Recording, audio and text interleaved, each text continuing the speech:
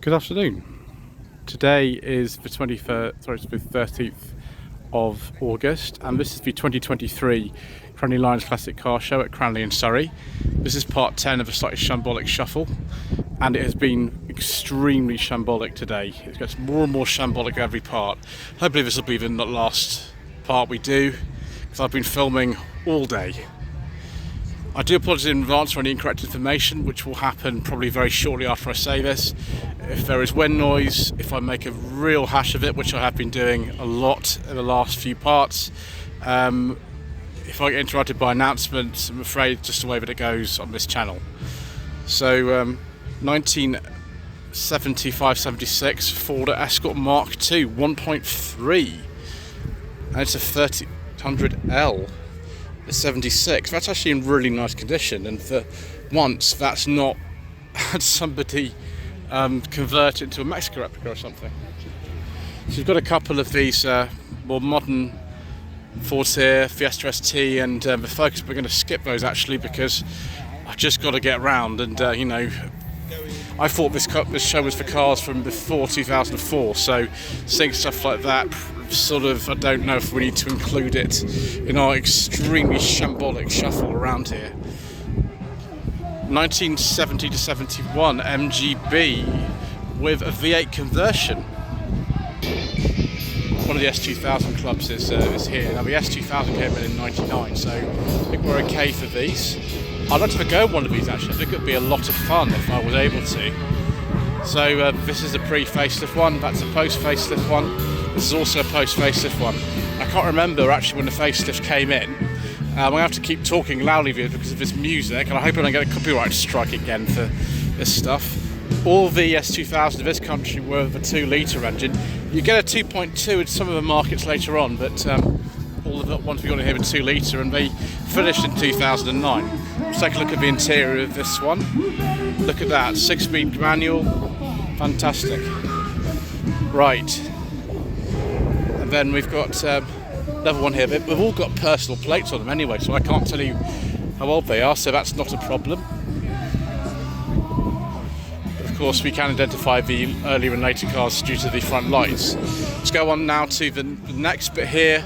Everyone's packing up, of course, getting quite late on in the day. 1998, 1999 Mini Cooper.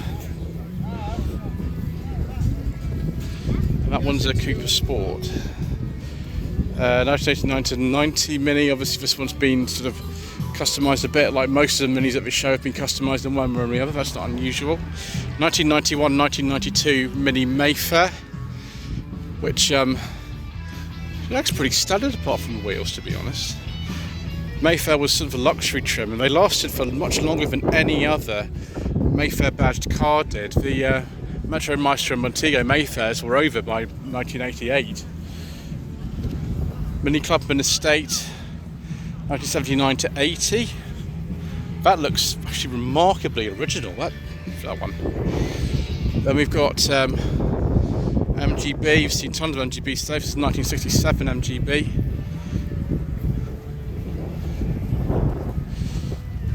There we are. Next, Comet Imp van. We've seen this before actually.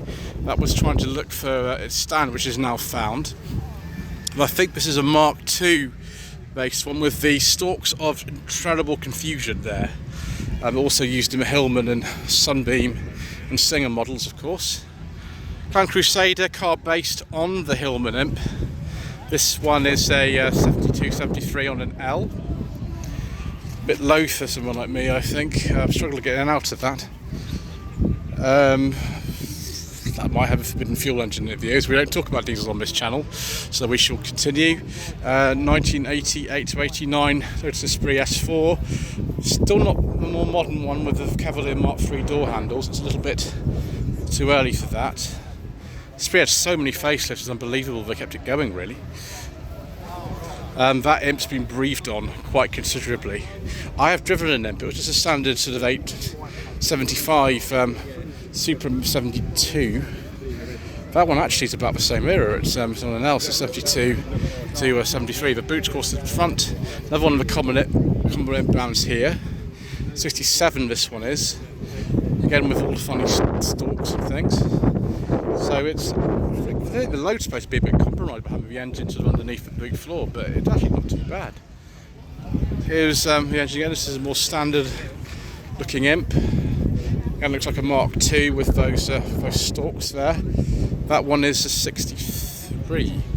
Hang on a second, this is a really early one, but it's got stalks. I thought the stalks were introduced on the sort of Mark II. Obviously I'm completely wrong. That's why I apologise at the beginning and end of every video viewers. Right, then we've got Chevy Camaro, which would be a 67. I think it was the first year for the Camaros. Then we've got 48 Ford pickup, Horsham Ford, it's not too far from here. 1966 Ford Mustang.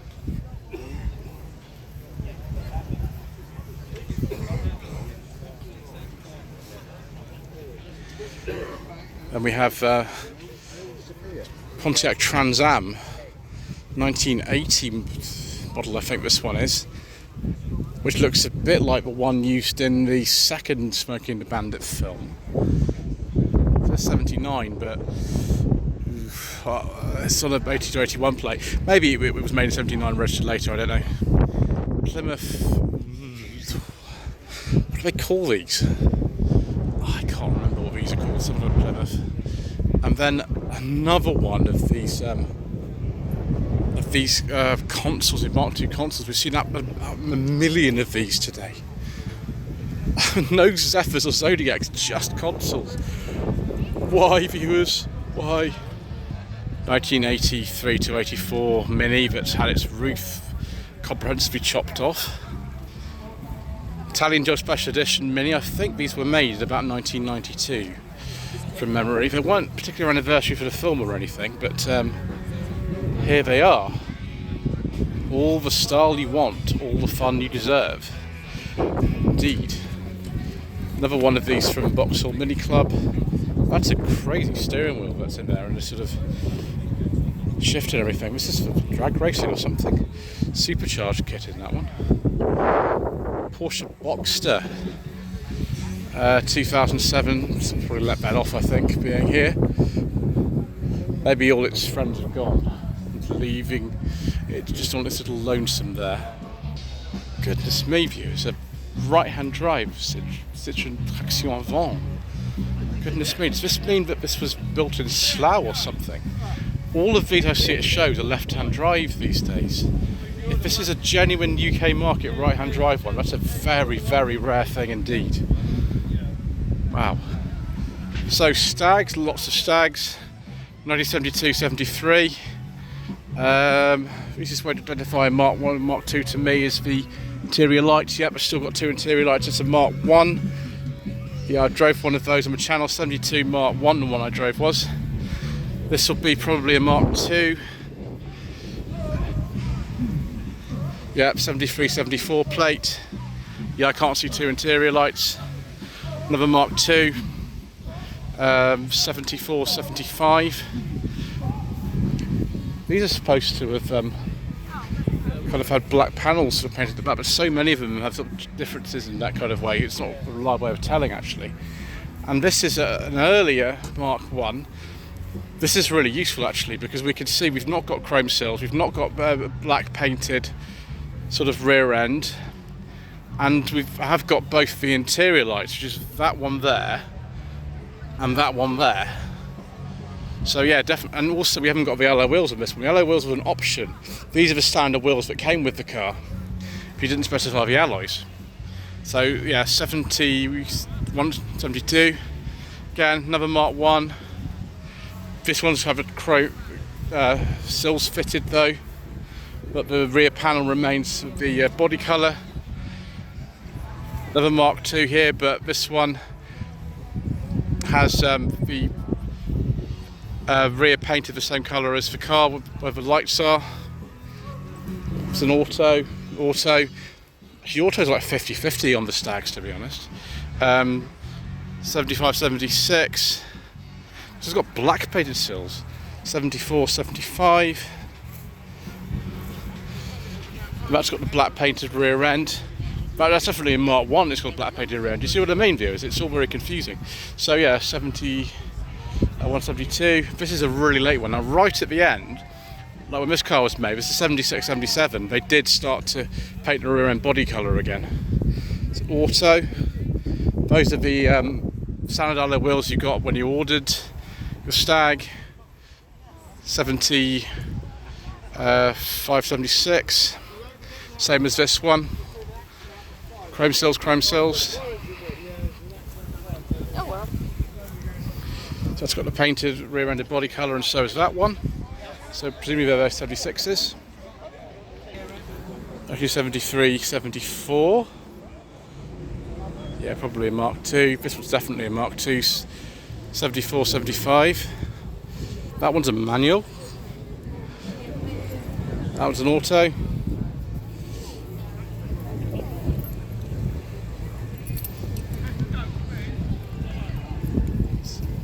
75, 76. Yep, interior lights been moved, so definitely a Mark II. It's manual. Body colour rear end like this one. Now this one, which is a very, very early Mark II. A little stag on the bonnet. Looks a bit sad actually on his own like that. Extra driving lamps. And this is the final Stag of the show, viewers. 74, 75. Manual with the black painted rear end like that.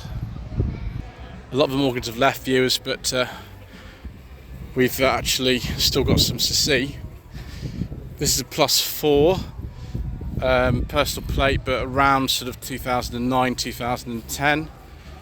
Oh, and a beige leather interior with wood as well. Excellent. More beige leather interiors with wood here with this +8. Oh, we've got piping as well. Excellent. We like that. I've had a lot. What year is this? Some point in the 90s probably. Well, Morgan Aero 8. I'm afraid the front end still's not particularly appealing to me, viewers, even after all this time. Some people like them, but I'm not so sure. So about 2008, something like that. So Morgan +4, some point in mid-2000s. I think the indicator stalks are off something like Land Rover Discovery, something like that. I can't remember now. It's the +4 here. Again, some point in the 2000s. Cream leather interior with wood. I like the colour of that, very nice. A little basket as well. You don't really get a boot in these at all. Another +4.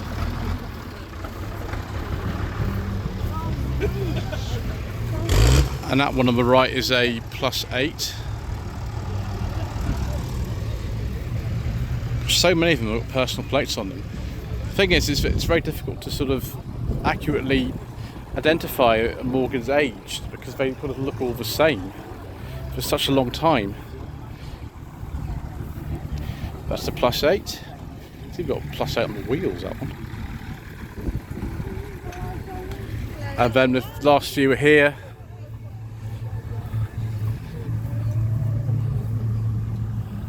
Yeah, also MOG, 08 MOG.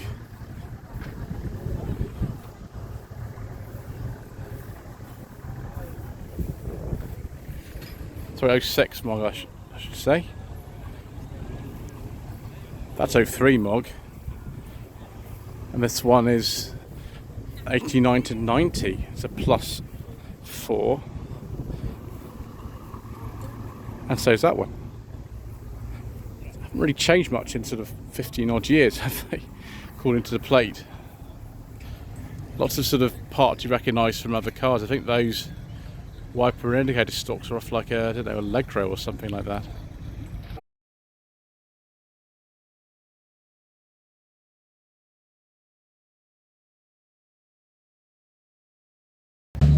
Right, viewers, final section, and typically I've got to compete with this band playing next to me. Never mind. Right, this old Peerless here. I think this Peerless is actually from the 1910s. It's over 100 years old then. So this is the Jaguar Enthusiasts Club. Don't know why the peerless here. Don't mind. We don't mind, do we? Jaguar. I think this is a D-type replica. Yes, it is. Of course. So. Looking at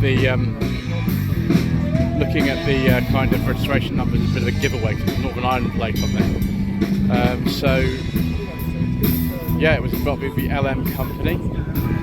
Mind you, the real D-type's worth, you know, a six-figure sum, so that's still expensive. And then we've got 73, 74 Jaguar E-Type Series 3 Roadster. Yeah, 73. Only 58,000 miles from new. That's pretty good. Oh, hello. We've got a friend in here. Hello. XF Sport Brake 2023. Yeah, I'll let it pass because that's it's got a friend in it who's actually been transported here. R Dynamic. I hope that's not a Forbidden Fuel engine, dears. Oh, a Daimler Sovereign Series 1. Yes, please, viewers. 1970-71 plate. Yeah, Daimler Sovereign 4.2. More Jaguar goodness here, viewers. Jaguar Sovereign this time. XJ40 shape.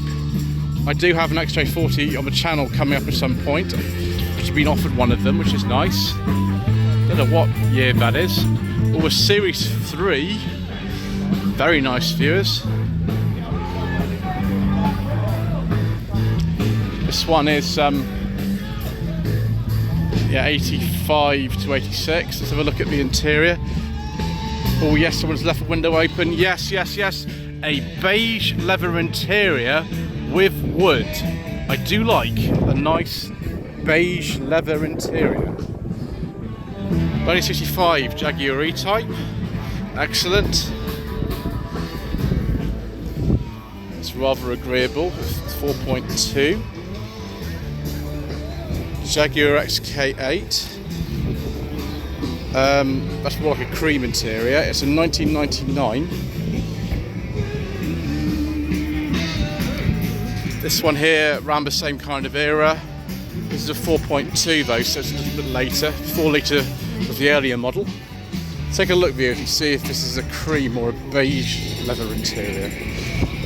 I think that's a beige leather interior actually. Very nice.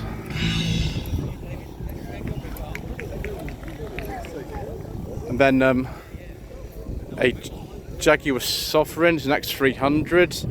Yes, dark blue with a beige leather interior and wood. Very nice, viewers. That's the sort of thing that we like. Is that a 1996-97 plate? Yeah, definitely. And then we've got TVR. This looks a bit like a Griffith, this one. I could be wrong. Gosh, that's dark green with a beige leather interior. It is a Griffith as well. So look at the dark green, beige leather interior. Yes, viewers. Do we have some wood? Yes, we do as well. Excellent. Right, next row. Let this XKR leave. Then we have Jaguar. Oh, this is tricky. Yeah, this is a tricky one. It says for later bumpers on it. It'd be one of the very, very last of the Mark II shape. But what's it got? A 3.8 badge on it then? It's a 340. It's not a genuine 3.8 Mark II, but never mind. Okay, so it is a 340, but it's got the 3.8 engine. That's interesting. Ooh, and it's got a beige leather interior with wood. Superb. Right, next. Please, we've got beige leather interiors here, viewers, to cheer my mood up in the last part. 1995, 1996. Jaguar XJ 3.2 Sport, X300 type. Is this a Vanden Plas, viewers? Jaguar Vanden Plas? Yeah, this was what the Daimlers were called in North America, because of course they couldn't use the Daimler name due to Mercedes' as parent company being sort of complaining about it. That's very nice. Beige leather interior and wood, and it's a long wheelbase, and we've got some champagne, and it's wonderful. Thank you very much. Where do I buy one? Yes, please, viewers. I prefer a Daimler myself, so it's an X308 because it's a 99 plate that. 1970-71 Morris 1800 Mark II. Bit different from Jaguars, but still very nice. Still got those interior door handles that we use in the old LDV vans.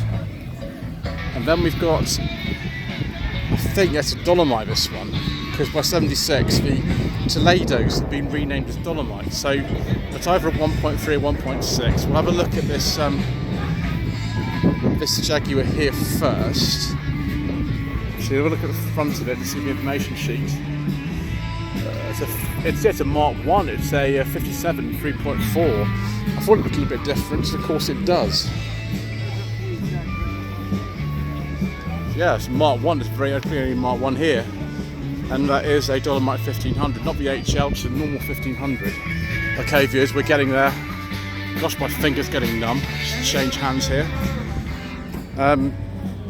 1968-69, Triumph 2000 Mark 1 estate. I think this is the only Triumph 2000 we've seen today, which is bizarre considering how many of them I see in other shows. That is really quite unusual.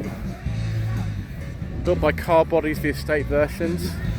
I prefer, for some reason, the styling of the Mark 1s over the Mark 2s, but a lot of you might disagree with that.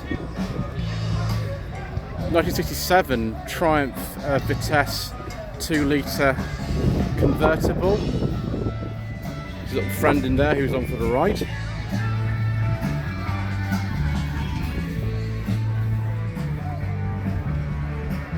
(1971–72) Triumph TR6.